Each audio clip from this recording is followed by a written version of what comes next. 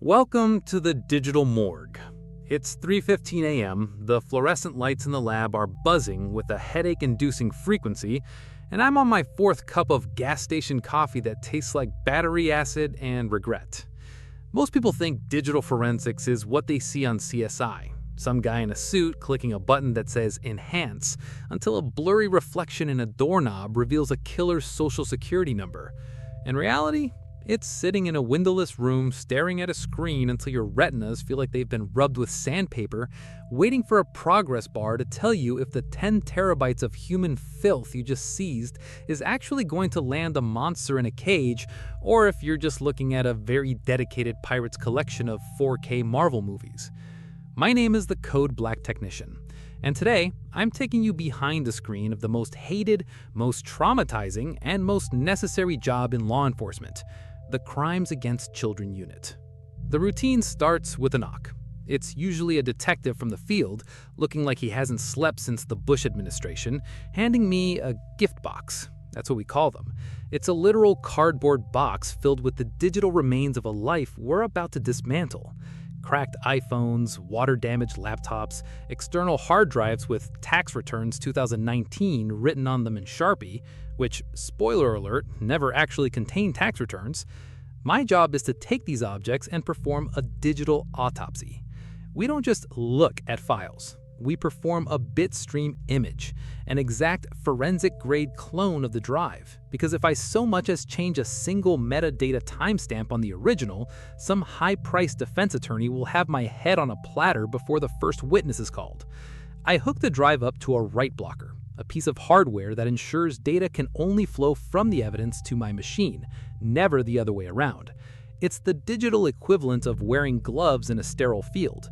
Then the waiting begins. And the wait is where the shadows start to creep in. While the software's indexing millions of files, calculating hash values, unique digital fingerprints to see if any of this data matches the known file databases of illegal content, I'm left with my thoughts.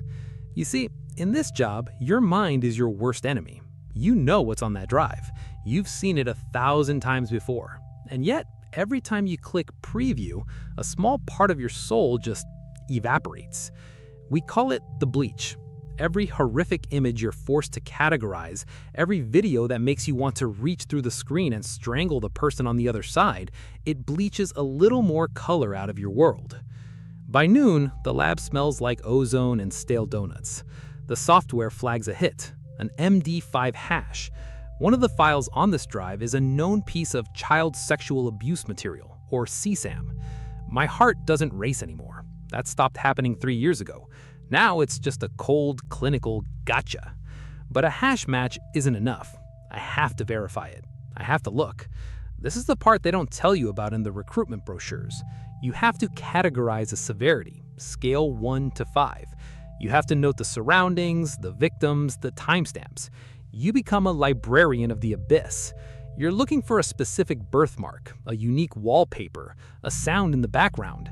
Anything that can identify a victim or a location.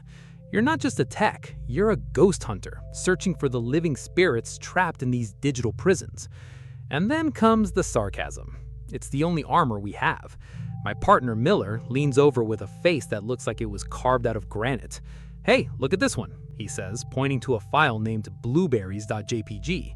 The guy thought hiding it in a folder for muffin recipes would work. We laugh, not because it's funny, but because if we don't laugh, we'll start screaming. And the chief hates it when the forensic guys scream during the day shift. It scares the interns. We joke about the suspects' pathetic lives, their basement-dwelling hygiene, and their inevitable transition to cell block C. It's a defense mechanism, a way to dehumanize the monsters so they don't consume us. But at the end of the day, when I'm driving home and I see a playground or a school bus, I don't see community. I see a target-rich environment. That's what the routine does to you. It turns the world into a crime scene waiting to happen. So you want to be a digital forensics expert. You want to be the guy who cleans the internet's septic tank. Well, strap in, because the path to this windowless room is paved with psychological evaluations that would make a sociopath sweat. Most of us start in general law enforcement. You pull the graveyard shift in a patrol car for 5 years, dealing with the drunks, the domestics, and the occasional naked guy high on bath salts. You build your street skin. But then you realize you have a knack for the voodoo. You're the one who can find the deleted text messages on a burner phone or bypass a locked BIOS while your sergeant is still trying to figure out how to attach a PDF to an email. The recruitment process for the CP unit isn't just about how many certifications you have. Sure, you'll need your NC or your CFCE. You'll spend months in training centers like Quantico or FLEC, learning the intricacies of file systems, hex editors, and the difference between FAT32 and NTFS like they're the gospel. You'll learn how to recover data from unallocated space, the digital graveyard where files go when they're deleted, but the OS hasn't overwritten them yet. You'll learn how to sniff packets on a network and how to navigate the dark web without accidentally buying a kilo of fentanyl or triggering a tripwire on a Red Room site. But the real test, the real training, it's the eye bleach. Before they let you touch a live case, they put you through exposure training. They need to know if you're going to crack. They show you the mild stuff first. Then it gets worse and worse. They watch your vitals. They watch your performance. They're looking for secondary traumatic stress. If you start crying, you're out. If you show no emotion at all, you might be a psychopath, and they're definitely keeping an eye on you then. They want the stable cynic, someone who can see the worst of humanity, acknowledge it's a nightmare, and then get back to work because the paperwork isn't going to file itself. The failure rate is astronomical, not because people can't handle the tech is just logic and math, but because they can't handle the shadow. You're trained to think like a predator. To find the golden nugget, you have to understand how these monsters hide. You learn about steganography, hiding files inside other files. You learn about onion routing and how to trace a connection through 3 different countries and 5 different proxies.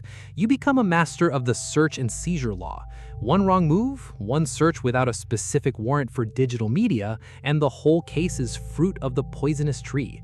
You spend as much time in law books as you do in terminal windows. And let's talk about the physical toll. Your eyes are constantly strained. Your back is a mess from the ergonomic chairs that aren't actually ergonomic.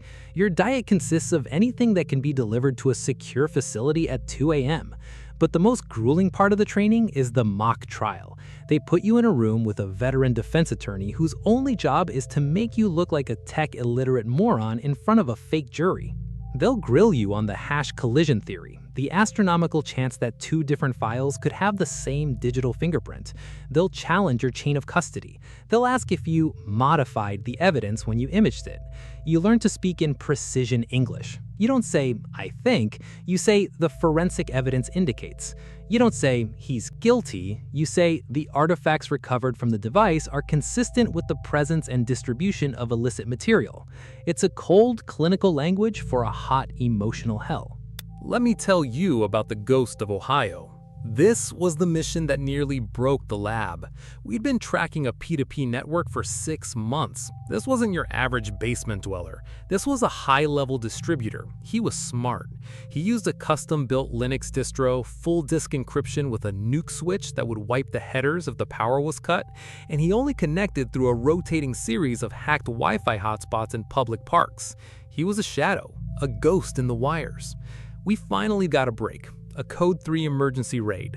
Tactic teams hit a suburban house at 4 a.m.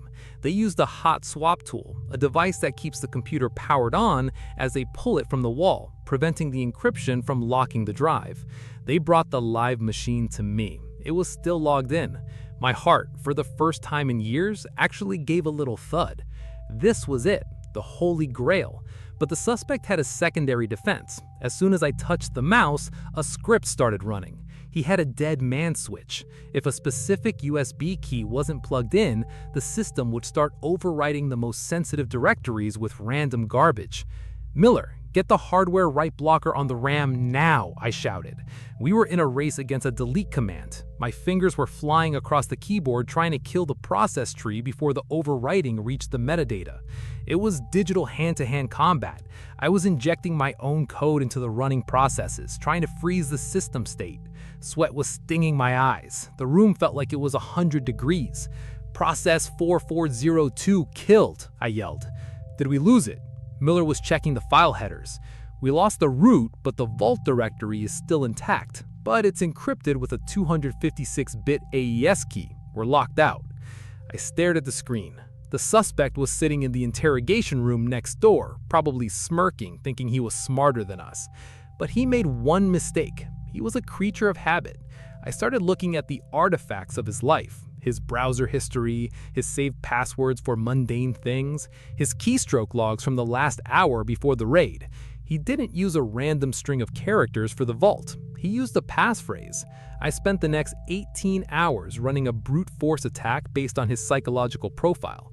I used our server farm, 40 GPUs humming like a jet engine, to cycle through millions of combinations. At 11 p.m. the next day, the screen turned green. Access granted. I opened the vault, and for a second, I couldn't breathe. It wasn't just images, it was a ledger. A list of names, addresses, and orders. He was a broker. He was selling kids like they were used car parts. The scale of it was code black for the entire state. We spent the next 48 hours without sleep, tracing every IP, every customer ID, every crypto wallet. We didn't just catch one guy. We triggered 40 simultaneous raids across 3 different time zones. When the sun finally came up on Monday morning, I walked out of the lab. My eyes were bloodshot, my clothes smelled like a locker room, and I felt like I'd been hit by a freight train. Miller was standing by his car smoking a cigarette. "We got him," he said. "Most of them." I nodded. "Yeah, most of them." But as I looked at the morning commuters, people drinking their lattes, worrying about their spreadsheets and their weekend plans, I felt a profound sense of isolation. I had just seen the heart of darkness, and they were living in the light. That's the reality of a digital forensics expert. You're the barrier between the monsters and the playground, but you pay for it with your own peace of mind. You're the one who cleans the drives, but nothing ever cleans the memories from your head. You survive the graveyard shift, but the graveyard stays with you. We are the code black of the internet. We see the worst, so you don't have to. And tonight I'll go home, I'll hug my kids a little too tight, and I'll try to sleep. But I know that somewhere, in some dark corner of the web, a progress bar is moving, a file is being shared, and another gift box is waiting for me tomorrow morning. Surviving the graveyard shift? No, we're just holding the line until the next emergency. Welcome to Code Black. Now go hug your family, and for the love of God, change your password.